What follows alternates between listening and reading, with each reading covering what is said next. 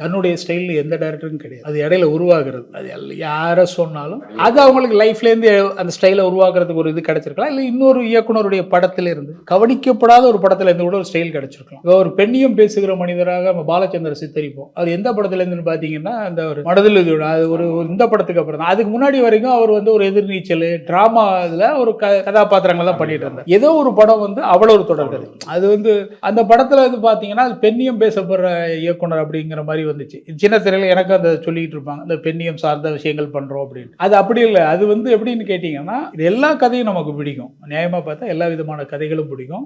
எங்கே பிடிக்காதுன்னா ரொம்ப நேரடியாக எனக்கெல்லாம் சயின்ஸ் ஃபிக்ஷன் எனக்கெல்லாம் பிடிக்காது. என்ன சயின்ஸ் ஃபிக்ஷன் என்ன அந்த இது நூல் விடுறது இது சூப்பர்மேன் இது இன்ட்ரெஸ்டிங்காகவே இருக்கட்டும். இது இருக்கும் எல்லாருக்கும் அந்த வேறுபாடு. மற்றபடி ஒரு ஜானர்னா அவங்களுக்கு எல்லாருக்குமே இருக்கும். ஒரு த்ரில்லர் பண்ணுறதுல இன்ட்ரெஸ்ட் இருக்கும், அல்லது ஒரு சோஷியல் பண்ணுறதுல இன்ட்ரெஸ்ட் இருக்கும். பட் அமைகிறது எதில் வந்து அமைகிறதுங்கிறது முக்கியம்.